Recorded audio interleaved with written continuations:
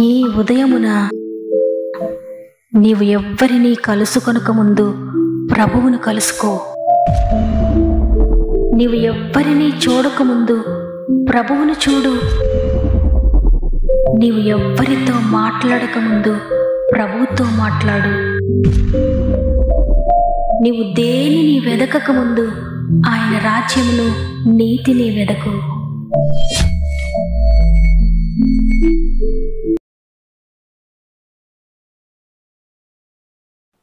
Praise the lord. ఈ ఉదయకాలమున God first అనే ఆధ్యాత్మిక కార్యక్రమానికి మరి ఒకసారి మిమ్మల్ని అందరినీ హృదయపూర్వకంగా ఆహ్వానిస్తూ ప్రభు నామములో మీ అందరికీ నా యొక్క శుభములు తెలియజేస్తున్నాను. ప్రియ దేవుని బిడ్డలారా, ఈ నూతన ఉదయాన మీరు మీ కుటుంబాలు అందరూ ఎలా ఉన్నారు? మీరంతా బాగుండాలని, ప్రతిరోజు దేవుని మాట ద్వారా ఆత్మీయంగా మీరు బలపడాలని ఆశించి మీ అందరి కొరకు నేను ప్రార్థిస్తూ ఉన్నాను. ఏ యోగ్యత లేని, ఏ అర్హత లేని, పనికిరాని పాపులమైన మనలను ఎంతగానో ప్రేమించి మనలను విడిచిపెట్టగా ప్రభు ప్రతిరోజు మనతో మాట్లాడుతూ ఉన్నారు. మీ యొక్క పరిస్థితులన్నీ ఆయన చూస్తున్నాడు. మీ హృదయంలో ఉన్న బాధను, మీ యొక్క నిందలను, అవమానాలను అన్నిటినీ ఆయన చూస్తున్నాడు. ఆయనకి ఏది మరుగై ఉండలేదు. నిన్నెంతగానో ప్రేమిస్తున్న ప్రభు తప్పక నిన్ను విడిపిస్తాడు ప్రతి విషయం నుండి. దేవుని బట్టి ధైర్యం తెచ్చుకొని నిలవబడండి. ప్రభు మీ కొరకు నిలవబడతాడు. మీలో ఇంకా ఎవరికైనా ప్రేయర్ రిక్వెస్ట్ ఉంటే కామెంట్స్ ద్వారా నాకు తెలియచేయండి. తప్పక మీ అందరి కొరకు మేము ప్రార్థిస్తాం. ఈ మాటలు వింటున్న మీరు కూడా మీకు అనుకూలమైతే తప్పక కామెంట్స్ అన్ని చదవండి. వాక్యం చివరిలో మనందరం కలిసి ఏకీభవించి అందరి కొరకు ప్రార్థన చేద్దాం. అనేక కార్యములు దేవుడు మన ఆత్మీయ కుటుంబం అందరి జీవితంలో చేయబోతూ ఉన్నారు. సమస్త మహిమ, ఘనత, ప్రభావములు దేవునికి చెల్లునుగాక. ఈరోజు ప్రభు మనకు అనుగ్రహిస్తున్న శ్రేష్టమైన వాగ్దానం యెషయా గ్రంథము 25వ అధ్యాయము 8వ వచనము. భూమి మీద నుండి తన జనుల నిందను తీసివేయును. ఆమేన్. ఈ మాటలు వింటున్న ప్రియ సహోదరి, ప్రియ సహోదరుడా, నీవు చేయని నేరానికి నీవు అనుభవిస్తున్న నిందను దేవుడు కొట్టివేయబోతున్నాడు. నీవు దేనిని గురించి నిందను అనుభవిస్తూ ఉన్నావో, ఎవరి ద్వారా అవమానాన్ని నీవు పొందుతున్నావో, ప్రతి నిందను, ప్రతి అవమానాన్ని కూడా దేవుడు కొట్టివేయబోతున్నానని ఈరోజు వాగ్దానం చేస్తున్నారు. ఈ లోకంలో మనుషులుగా అనేక నిందలు, అవమానాలు మనకు ఎదురవుతూనే ఉంటాయి. నీవు పాపివి అని నిందిస్తూ ఉంటారు. నీవు రోగివి అని నిందిస్తూ ఉంటారు. నీవు పనికిరాని వాడవు, పనికిరాని దానం అని నిందిస్తూ ఉంటారు. నీకు ఉద్యోగం లేదు, నీవు దరిద్రుడవు అని నిందిస్తూ ఉంటారు. నీవు బలహీనుడవు, నువ్వు బలహీనురాలవు అని నిందిస్తూ ఉంటారు. నీకు గర్భఫలం లేదని నిందిస్తూ ఉంటారు. భయంకరమైన కోర్టు కేసుల ద్వారా నిందిస్తూ అవమానపరుస్తూ ఉంటారు. ఒక్కొక్కసారి చేయని పరిస్థితులకు కూడా అనేక నిందలు ఈ లోకంలో మనకు ఎదురవుతూనే ఉంటాయి. అయితే ఈ లోకంలో మనం అనుభవించే ఈ శారీరకమైన నిందలన్నిటికంటే కూడా ప్రాముఖ్యమైనది ఆత్మీయంగా మనం నిందించబడ్డాం.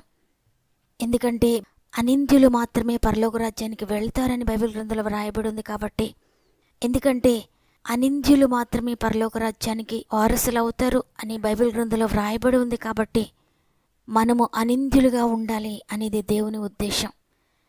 అయితే మనపై నింద వేసేవారు ఎవరు అంటే, మొదటిగా మన మనసాక్షి మనల్ని నిందిస్తూ ఉంటుంది. నీవు చేసేది తప్పు, నీవు దేవునికి వ్యతిరేకంగా ఉన్నావు, దేవునికి ఇష్టం లేని పని నువ్వు చేస్తున్నావని. మనం ఏదైనా దేవునికి ఇష్టం లేనిది చేస్తే వెంటనే మన మనసాక్షి మనల్ని నిందిస్తూ ఉంటుంది. రెండవదిగా మన చుట్టుప్రక్కల ఉన్నవారు, మన సమాజము, మన కుటుంబము, మన బంధువులు, మన స్నేహితులు ఏదైనా చెడు చేసినప్పుడు వారందరూ మనల్ని వేలెత్తి చూపిస్తూ మనల్ని నిందిస్తూ ఉంటారు. మూడవదిగా మనం దేవునికి ఇష్టం లేని పని చేస్తూ ఉన్నప్పుడు, మరలా మనం దేవుని సంధికి వెళ్ళినప్పుడు సాతాను మనల్ని నిందిస్తూ ఉంటాడు. నీవు పలానా సమయంలో పలానాది చేసావు కదా, నీవు మరలా దేవుని దగ్గరికి ఎలా వస్తావు, నీవు దేవుని సంధికి ఎలా వెళ్తావు, ఎలా ప్రార్థిస్తావు, ఎలా పాట పాడతావు, ఆ పాపాన్ని బట్టి దేవుడు నిన్ను ఎప్పుడో విడిచిపెట్టాడని సాతాను మనం నిందిస్తూ ఉంటాడు. అయితే ఈ నిందలు ఏవి కూడా లేనివారు మాత్రమే నిత్య జీవానికి చేరుకునేవారు. మన మనసాక్షి మనల్ని నిందించినప్పుడు, మన బంధువులు, మన చుట్టుప్రక్కల వారు మనల్ని గమనిస్తున్నవారు మనల్ని వేలెత్తి చూపలేని పరిస్థితులు మనం కలిగి ఉన్నప్పుడు శత్రువైన సాతాను కూడా మనలను నిందించలేని పరిస్థితులు, శత్రువైన సాతాను కూడా మనలను నిందించలేని పరిస్థితి పరిశుద్ధత. శత్రువైన సాతాను కూడా మనలను నిందించలేని పరిస్థితి. అటువంటి నీతిలోనికి, అటువంటి పరిశుద్ధతలోనికి మనం వచ్చినప్పుడు ఖచ్చితంగా మనం పరలోక రాజ్య వారసులం అవుతాం. అయితే ఇది మనకు సాధ్యమా అంటే సాధ్యమే. ఎందుకంటే ప్రభువు నీ నిందకు బదులుగా ఆయన నిందను అనుభవించాడు సిలువలో. నీవు పొందవలసిన అవమానానికి బదులుగా ఆయన అవమానం భరించారు నీ కొరకు. ఆయన ఉమ్ము వేయబడ్డారు నీ కొరకు. ఆయన హృదయం నిందకు బ్రద్దలైపోయిందంట. అవమానాలకు ఆయన తట్టుకోలేని పరిస్థితి ఎదురైంది. అయినప్పటికీ కూడా ఆయన నీ కొరకు, నా కొరకు సిలువలో అన్నీ కూడా భరించారు. మనలను ఆ నింద నుండి విడిపించడానికి, అనింద్యులుగా చేయడానికి. ఈరోజు నీవు ఆయనను ఆశ్రయిస్తే, అయ్యా ఈ శారీరకమైన నిందలోకి వెళ్ళి అనుభవించినా పర్వాలేదు, నీవు వీటి నుండి తప్పక విడిపించగలిగిన సమర్థుడవు. అయితే వాటికంటే ప్రాముఖ్యంగా నా మనసు నన్ను నిందించకూడదయ్యా. నన్ను చూస్తున్నవారు, నన్ను గమనిస్తున్నవారు నన్ను నిందించకూడదయ్యా. శత్రువైన సాతానుకు కూడా నేను అవకాశం ఇవ్వకూడదు, వాడు కూడా నన్ను నిందించకూడదయ్యా అని మనము ఆయన సన్నిధిలో మోకరించి ప్రార్థించినప్పుడు మన నిందను భరించి నిందకు ప్రతిగా రెట్టింపు ఆశీర్వాదం దయచేస్తాడు ఆయన. చూడండి, యెషయా గ్రంథము 61:7 ఉంది, మీ అవమానమునకు ప్రతిగా రెట్టింపు ఘనత నొందుదురు, నిందకు ప్రతిగా తాము పొందిన భాగమును అనుభవించి వారు సంతోషింతురు. మీరే నిందలైతే ఈ లోకంలో అనుభవిస్తున్నారో, మీకు అది లేదు, మీకు ఇది లేదు, మీరు పనికిరాని వారు, మీ జీవితం వల్ల ఉపయోగం లేదు, మీరు బ్రతికి ఉండి కూడా ఎందుకు అని ఒకవేళ ఏ నింద మీరు లోకంలో అనుభవిస్తున్నా వాటి గురించి భయపడకండి. వాటన్నిటి నుండి విడిపించడానికి ప్రభు సిద్ధంగా ఉన్నారు.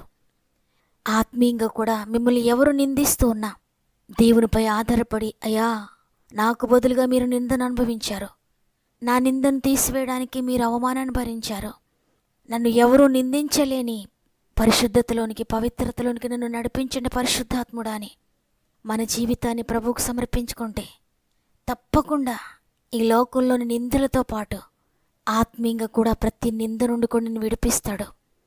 ఎప్పుడైతే ఎవ్వరూ నిందించలేని ఆ స్థితిలోనికి నీవు వస్తావో తప్పకుండా నిత్య జీవాన్ని నీవు పొందుకుంటావు.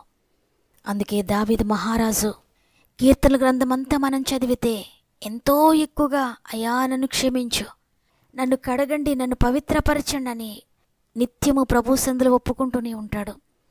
51వ కీర్తన మనం చదివితే ఆ కీర్తన అంతా కూడా దావీదు, నా దోషము పోవునట్లు నన్ను బాగుగా కడగండయ్యా, నా అతిక్రమములు కడగండయ్యా, నా పాపం పోవునట్లు నన్ను పవిత్రపరచండయ్యా, నీకు విరోధంగా నేను పాపం చేశానయ్యా, నన్ను క్షమించండి, నా యందు శుద్ధ హృదయము కలుగు చేయండి, నా అంతరంగంలో స్థిరమైన మనసును నాకు పుట్టించండి నూతనముగాని, నీ సన్నిధిలోండి నన్ను త్రోసివేయకండి, నీ పరిశుద్ధాత్మను నా ఎదురు నుండి తీసివేయకండి అని విరిగి నలిగిన హృదయంతో మొరపెట్టుకుంటాడు. ప్రభు దావీదును పవిత్రపరిచాడు, పరిశుద్ధపరిచాడు, నిందలన్నీ కొట్టివేశాడు. ఈ లోకంతో పాటుగా నిత్య జీవంలో కూడా ఉన్నతమైన స్థానాన్ని దావీదు మహారాజుకు దేవుడు అనుగ్రహించాడు. ఈరోజు ఈ మాటలు వింటున్న మీరు ఎవరైనప్పటికీ ఈ లోకంలో ఎవ్వరూ దేనిని గురించి నిన్ను నిందిస్తున్నా భయపడకండి. నీ హృదయము, నీ అంతరంగము నీవు పాపివని నిందిస్తున్నా, శత్రువు నిన్ను నిందిస్తూ ఉన్నా భయపడకండి. ప్రభు ఈరోజు వాగ్దానం చేశారు, నీ ప్రతి నింద నుండి కూడా నేను విడిపిస్తానని. కాబట్టి ఈరోజు మనందరం కూడా మన చేతులు రెండు దేవుని వైపెత్తి, సిలువే శరణమయ్యా, నేను నీ శరణు వేడుకుంటున్నానయ్యా, నీ సిలువే నాకు ఆశ్రయము, నన్ను పవిత్రపరచండి, నన్ను శుద్ధి చేయండి, నీపై నేను ఆధారపడుతున్నాను, నన్ను పూర్తిగా కడగండి అని హృదయపూర్వకంగా ప్రార్థించేద్దామా? హృదయపూర్వకంగా ఆయన శరణు వేడుకుందాం. ప్రేమగల తండ్రి, నీకు వందనాలు. నీ ఉచిత కృప చేత మరి ఒక నూతన దినమును మాకు అనుగ్రహించారు. ఈరోజు నేను స్తుతించే గొప్ప భాగ్యమును మరల మాకు ఇచ్చారు. నీకు వందనాలు. మీ నిందను తొలగిస్తానని వాగ్దానం చేశారు తండ్రి. మా నిందల నుండి విడిపించేవారు ఈ లోకంలో ఎవ్వరూ లేరయ్యా. నీవిచ్చిన కృప కలిగిన వాగ్దానం బట్టి నీకు స్తుతులు చెల్లిస్తున్నాను.